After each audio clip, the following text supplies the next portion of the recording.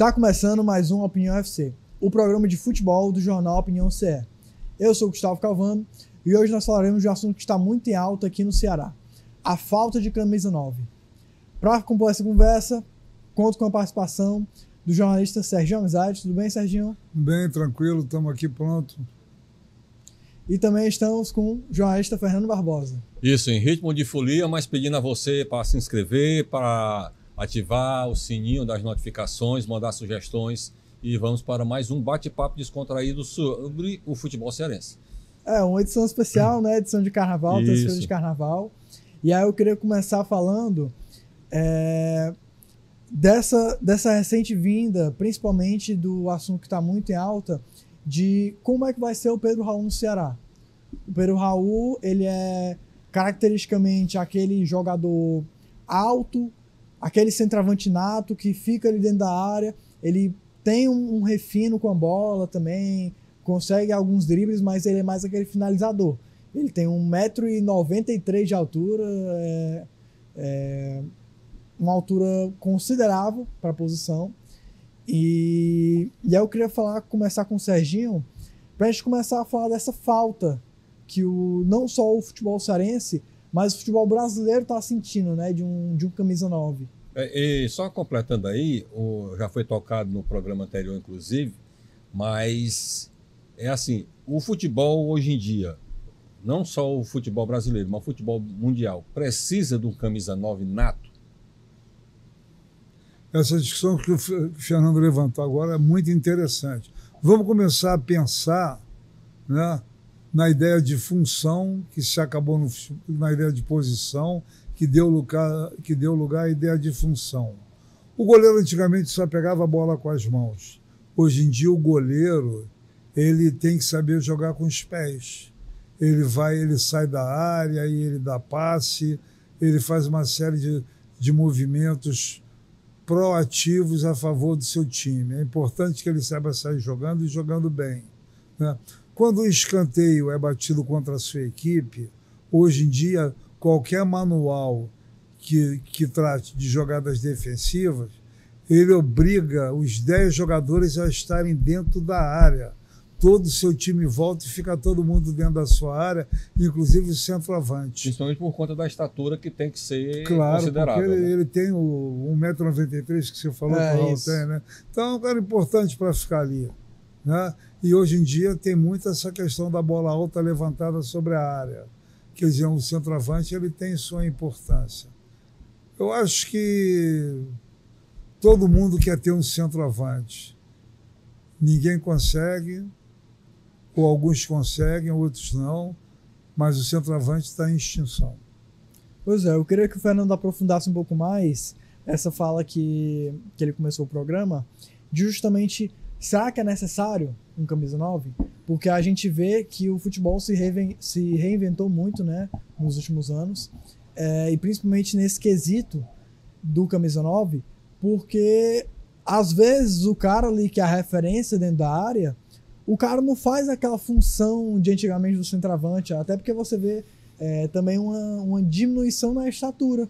Isso. Você acaba vendo uma diminuição na estatura porque a função que o jogador faz é diferente. O jogador toca a bola, passa, dá mais assistência do que gol algumas vezes. Então, será que é realmente necessário um camisa 9? É porque a gente tem um histórico de centroavantes que se destacaram de várias maneiras. Você dificilmente, nós sabemos, né, que, por exemplo, você não via um centroavante de destaque. Em geral, ele tinha um ponto fraco, porque a gente lembra vamos citar um caso do futebol cearense, que depois virou destaque no futebol europeu, no futebol brasileiro também. Por exemplo, o Jardel. O Jardel era um excelente cabeceador, mas com a bola nos pés era uma tragédia, né?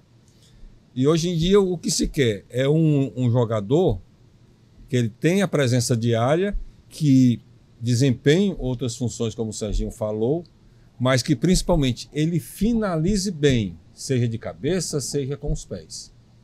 E é por isso que está assumindo aquela figura do jogador parado dentro da área adversária. Pois é, a gente vê muito isso que o Sérgio até pontuou no programa passado, do Real Madrid, né? O Real Madrid é um time que tem um ataque só de pontas. O Mbappé, ele chegou falando que ele gosta mais de jogar na ponta esquerda, até porque no início da temporada, quando o Vinícius Júnior estava machucado, ele jogou na ponta esquerda e foi aí que ele começou a realmente deslanchar no time, né? Tem o Rodrigo, que joga na ponta direita, o Bellingham é um meio campista, né? Mas ele também ajuda a ir pro ataque, então na temporada passada, ele pelo que parece, ele era referência no ataque, que ele sempre chegava ali dentro da área, mas era um jogador que fica mais recuado. Então o time ele não tem esse camisa 9 e foi campeão. E na maioria dos clubes você viu que aqui começou a aparecer aquela função do meia atacante, né? Antigamente não tinha. Era o camisa 5, ali o volante, o cabeça de área, era o meia esquerda, o meia direita. Mas assim, para chegar com a obrigação de finalizar e marcar, antigamente não existia. E hoje em dia existe que o jogador de meio campo também saiba atacar, saiba finalizar. Pois é, um concorrente que a gente pode até citar aqui também, de camisa 9, é o Yuri Alberto, né? Que o Perual saiu de lá justamente pela falta de oportunidade, pela falta de gol também. E o Yuri Alberto, hoje em dia, é um dos grandes camisa 9 do futebol brasileiro, né? Isso. Então, acaba que você tá vendo um tipo de renascimento desse camisa 9. Então, assim, o Pedro, do Flamengo, é um exemplo. O Yuri Alberto é um exemplo. Até o próprio Pedro Raul, que apesar de não faz muito boa lá no Corinthians, ele é outro exemplo. O Lucero é outro exemplo também. Então, você vê que, pelo menos nesses jogadores, você vê resultado. Isso. E você vê que hoje em dia, esse tipo de atleta, quantas vezes você viu, por exemplo, a gente falando para ver Fortaleza,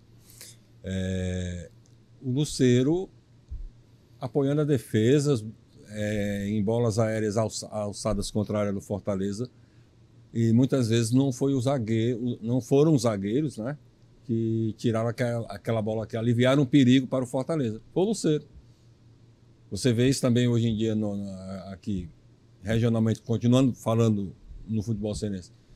Os atacantes do Ceará também apoiando a defesa. E, como eu disse, aquele jogador que tinha de ficar ali para receber a bola do ponto esquerdo, do ponta direita, e ter a única obrigação de finalizar, acabou. Ou está se acabando. Hoje em dia é uma coisa rara. É como o Serginho fala, hoje em dia não é só a posição, é a função. Pois é, a gente... Ou a multifunção, né? Melhor dizendo. Pois é. A gente citou aqui o Real Madrid, que é feito de um ataque só de pontas, né? Mas o futebol seleção. O futebol brasileiro em si, ele, nos últimos anos, há um bom tempinho, ele se espelha muito na Europa. Isso. Ele espelha muito na Europa e tentou fazer um esquema parecido. Vários times jogavam e ainda jogam dessa forma, mas acaba que muitas vezes não estava dando resultado. Então você vê um tipo de até mesmo reinvenção do futebol brasileiro, né? O futebol brasileiro, ele tá tão independente hoje que ele tá trazendo grandes referências do futebol mundial mesmo. O Memphis Depay é um exemplo, né? Tá trazendo jogadores e tá tendo a sua individualidade. Hoje em dia, o futebol brasileiro não é aquela certeza toda de que você vai trazer qualquer jogador da Europa e que vai deslanchar no futebol brasileiro, porque o futebol brasileiro hoje tem um estilo de jogo diferente, tem um estilo de jogo único. Então, você vê um pouco dessa reinvenção, né? E aí eu queria saber do Serginho qual o estilo que agrada mais aos olhos. Se realmente é essa volta pro Camisa 9, ou se o futebol brasileiro devia continuar insistindo em copiar a Europa nessa questão, né? A bola pelo alto não era uma característica do futebol brasileiro, era justamente uma característica do futebol inglês e muito do futebol europeu, né? A Espanha, a Itália também, eram poucos os países que não jogavam com essa bola pelo alto sobre a área, né?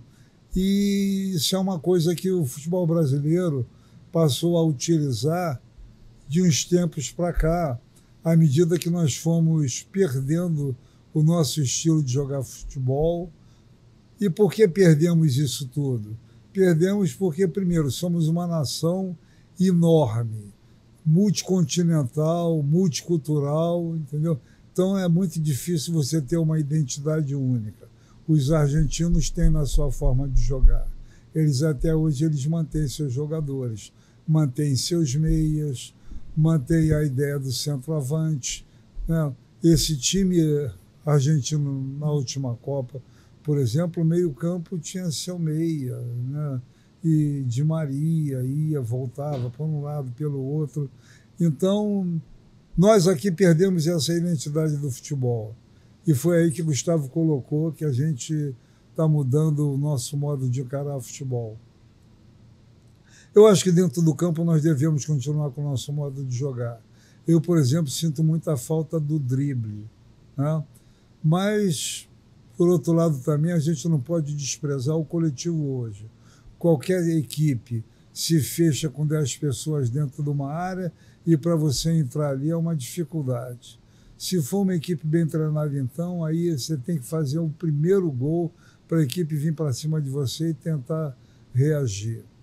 Acho que não estamos vivendo um bom tempo no futebol, não estamos vivendo um bom caminho. Eu penso que o futebol brasileiro ele se desfaz de seus jogadores muito cedo, vai todo mundo embora. O sonho de todo garoto novo hoje em dia é ir para a Europa, jogar no futebol europeu, não é mais jogar na seleção brasileira, e isso está fazendo com que a gente perca essa qualidade. Isso influi no público que vê jogo de futebol? Não. Não. O público é apaixonado pelo time, cada um tem seu time. Você vê que o sujeito muda de companheiro, muda de companheira, muda de amor, muda do que for. Muda de religião. De futebol, muda de religião, mas time de futebol ele não muda. Ele torce por aquele time, então, e torce até o fim. A fidelidade é imensa, né? Não é à toa que o Campeonato Nacional do ano passado foi recorde de público, né? Então, isso é fundamental e tudo para o apoio ao futebol, né? Vamos aguardar como é que fica esses centroavantes que se movimentam pelo país aí. Eu sei que nós perdemos a qualidade do drible e o cruzamento da linha de fundo. Com isso, os centroavantes perderam a chance de ficar fazendo gol, porque a bola cruzada não era necessariamente na cabeça. Era um passe não isso. Era um cruzamento qualquer. Então, sentimos falta disso. E assim, é uma situação que a gente até comentou no programa passado, de hoje em dia os pontas fazem muito essa função de ao invés de ser um ala, de cruzar para o centroavante, ele faz mais essa função de goleador mesmo, de cortar para dentro, chutar. O exemplo que o Sérgio até falou do Marinho, né, que ele gosta desse minimício que ele fala. Então ele corta para dentro, tenta chutar uma bomba e geralmente ele vem aqui, ele vem pela direita, ele faz a diagonal, troca de pé para fazer a finalização. Com relação ao drible, um programa anterior, não o último, eu citei até o exemplo de um ponta que não gostava muito de ir à linha de fundo e cruzar, mas sim entrar pela diagonal. O Gil foi destaque no Fluminense, foi ponta direita na Copa de 78. E como o Serginho falou há pouco, tinha a questão do passe. Não necessariamente você tinha que cruzar a bola alta para o centroavante cabecear. Ele tinha que saber dominar a bola, se necessário, driblar dentro da área para depois concluir. E não se vê mais, ou não digo não se vê mais isso, mas pouco se vê.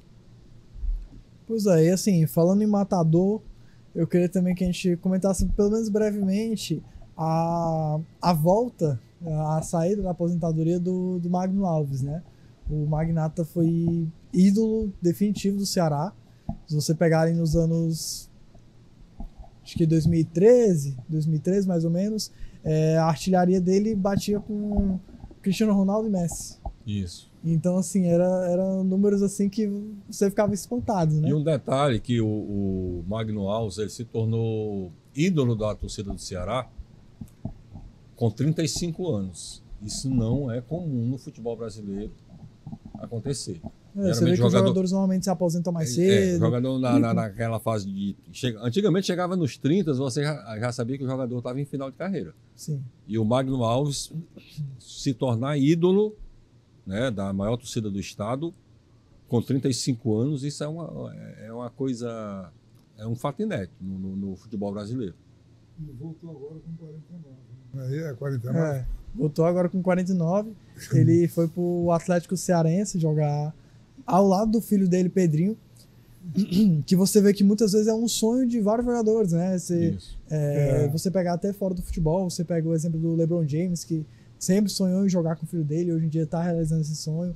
O Cristiano Ronaldo comenta que um dos sonhos dele também é jogar com o filho dele. Então, nada mais que justo do que ele voltar na aposentadoria, né? E vamos ver, né? Se ainda tem lenha para queimar, né? Porque a gente sabe da qualidade dele, apesar da idade, mas a gente sabe que certas coisas a pessoa nunca perde, né? Isso. O Magno é porque tudo bem, tem essa questão da idade, mas de qualquer modo ele é uma pessoa muito amante do esporte, né? Do futebol de um modo geral. E mesmo quando se aposentou, pelo que a gente tem conhecimento, ele vem se cuidando e vamos ver aí no que é que vai dar essa volta do Magno Alves aí no Atlético Cearense, né? Eu só quero dizer Uniclinic, né? Que era o primeiro nome desse clube. Mas tudo bem, é válido a volta dele. Pois é, interessante a gente comentar nesse assunto. Eu queria agradecer a participação do Sérgio Amizade mais uma vez aqui na nossa mesa. É um prazer estar com vocês aqui e tudo. Bom carnaval para todo mundo e vamos em frente. E também, mais uma vez, participação do Fernando Barbosa.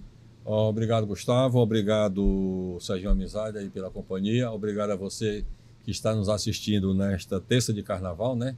Coisas do futebol brasileiro que antigamente não tinha jogo de futebol no carnaval aqui no Brasil, né? Mas a CBF, com esse calendário maravilhoso, né, proporciona isso. Então, até a próxima terça. Também queria agradecer você por mais uma presença aqui no Opinião FC. Se você gostou desse programa, deixa seu gostei, dá o seu like, acompanha a Opinião nas redes sociais. Eu espero você até a próxima terça-feira. Bom feriado.